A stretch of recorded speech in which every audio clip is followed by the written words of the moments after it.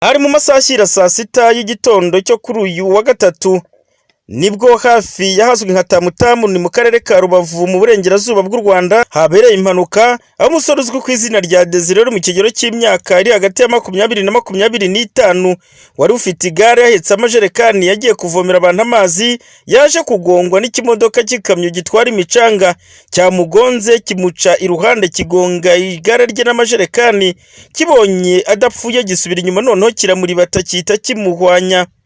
Abaturage batandukanye bari bahari ubwo twahageraga dusanga bikiba badutangarije uko bigenze. Twazendukaga tuvuye kuvoma twasanze imodoka y'abashinwa iri hano isa n'ihagaze ku ruhande, ubundi ubwo tugiye gutambuka iraza yambukanye umuhanda, ura munyonzi yarari imbere ari kugenda ku igare atwaye amazi, ubwo imodoka imusanga hariya mumubona aryamye niho yamugongeye yitaba Imana. Ni inkuru ibabaje kuko aba bashoferi b'abashinwa bakabije kutugongera abantu. Arebye imodoka yaturutse hirya hariya barayihagarika, nawe yaturebaga ko twamanukaga hariya kuko twari turi kumwe nyine tuvuye kuvoma turi batatu. Abo bamuhagaritse arahagarara, abona tugiye gutambuka nawe arongera ahaguruka araza aradusanga. Avuye no hirya azanye itaka, noneho azanye itaka nibwo no guhita abanza yareba ruguru ariko ntago yaharebye neza. Noneho mukuza n'uyu umunyegare nawe nibwo yahageze ari kugira ute yahagaze kugira ngo abone buryo amuhereza inzira. Noneho iriya gare iribe bigeze uterimushije imbaraga, ikimara kumurusha imbaraga nibwo ibido ya mbere yahubutse kunuza ku gare abarayigonze, noneho agira ngo niwe agonze kandi atariwe. Noneho nibwo twamuhagaritse turamubwira ati ubuhagaze dore umuntu ntago wari wamugonga. Nibwo yagize ute yese agira ute ahita kubitamo indi fitense ya mbere ahita munyuraho gucyo birarangira yamugongeye yarakiri muzima nta n'ikintu yari yabaye. None nibwo yese agira ute ahita munyuraho ubushake, nibwo yahise akubise iyo fitese yambaye atamunyuraho gucyo basi birarangira. Nawe nyine niko yabivuze kubwo n'umumotari wari uhari bari twamuhagaritse akimara kumubwira ati reka umurabanze yava mu upine ko ntabwo wari wamugonga. Haniho yahise agira ute nibwo yahise amuciraho, akimara kumuciraho nibwo yahise agira ute ahita akomereza ko ahita parika aho ngaho imbere yarangije kumukandagira yarambutse nta no kureba hagati. Niyo natabaza urega ngo ntabwo akakumva atayinjira kuko dore wa mbere baramwishaka mu gitondo agana amasaha n'uwa kabiri dore ni magana amasaha. Ahubwo mwe mutuvugire mutazumva yagonze umuntu byuza akabuca ukuguru ubona akiri muzima tuzamwikuriramo tutamura mu nofo tumwice burundu. Ni kubushake babikora we n'inshuro ya kabiri wasanga naho ndi wafunguye tunaje kwica abandi hano.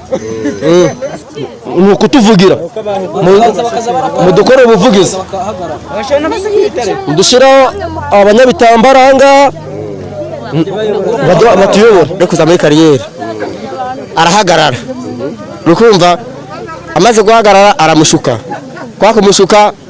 kwa kumushuka munyonzi agiye kugira ngo ayobe munyonzi amusangamo baterana amagambo abamugonze gutyo kandi ura mushoferi pe yarakaye akirakarata mugonga neza cyane umva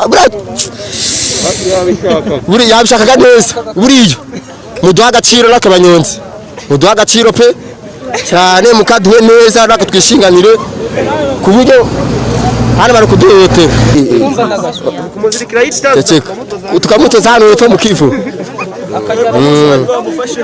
umunsi twamufashe yari yaborotse ibirahuri ukabimeraguye namushaka namwe ngo tumushaka nako tumute mu kisi araducika ajya kuri polisi yagiye n'imodoka ibirahuri kwabimenaguye ko bari muri asirase hanyuma ibyo bintu bigatuma bagenda bangiza ubuzima bw'abantu uko biboneye ku bushake. Ndibaza kuba bari muri asirase no kugenda bagonga abantu mu mihanda uko biboneye bihuriye he? Aba baturage kandi banakomeje bagaruka ku kibazo cyahise gikurikiraho cy'isana kidasanzwe, dore ko bahise barya karungu ubundi iki gikamyo bakikubita amabuye barakimenagura, bavuga ko ibikozwe n'uyu muntu ari ubugome.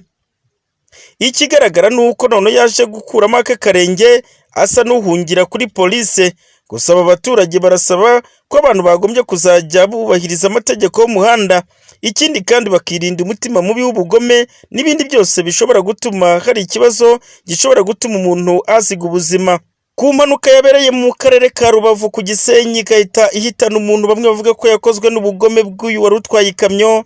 Nari Celestin Wirusha amaboko, BTN TV.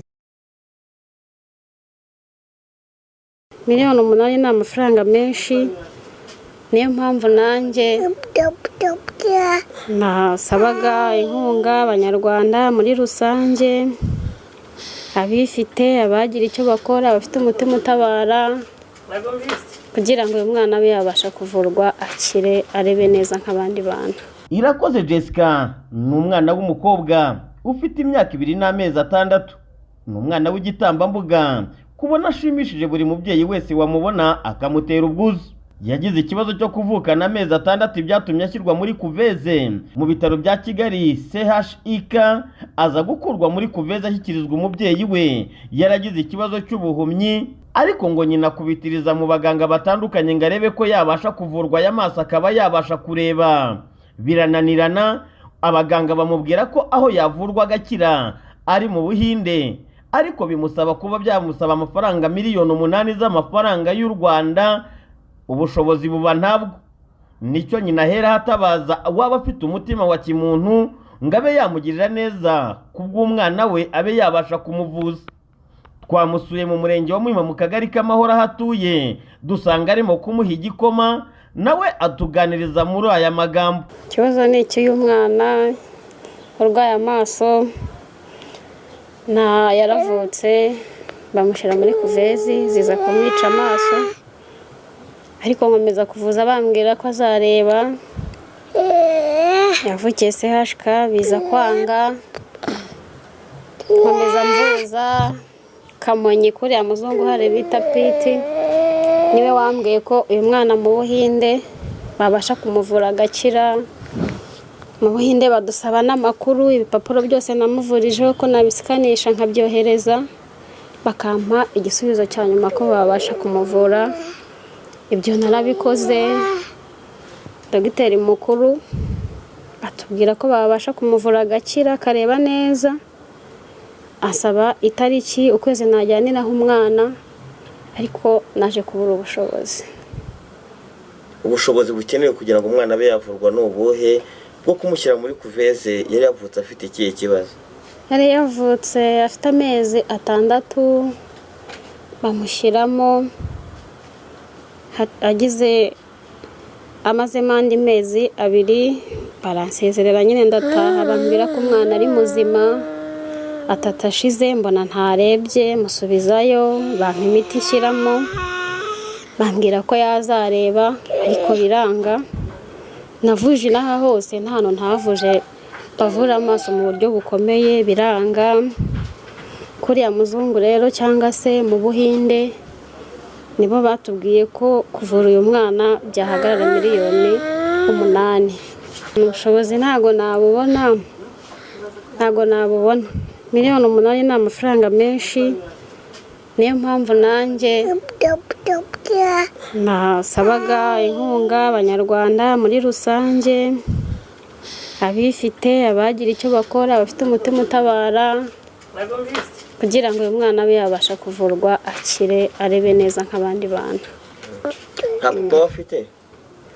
Papa we yadutaye agize amezi 3, aragenda ajya no gushaka undi mugore. Uwo mwana afite igihe kingana iki?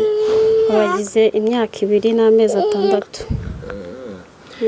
Uwagira ubu bufasha ashaka kugufasha yakubona ate?